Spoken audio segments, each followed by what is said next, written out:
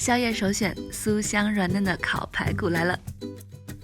腌肉3宝，盐、糖、酱油放进去，辣椒面爱放多少放多少，再揉到排骨浑身舒爽。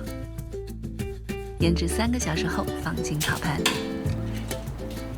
送进烤箱190度烤制，每10分钟翻面1次，不准偷懒哦。3、4个回合之后，再撒上孜然粉和芝麻，烤10分钟就完成了。烤出来的肉汁也不要浪费哦，外焦里嫩，吃一口幸福到爆炸。喜欢的话记得点赞收藏，记得关注麦子哦。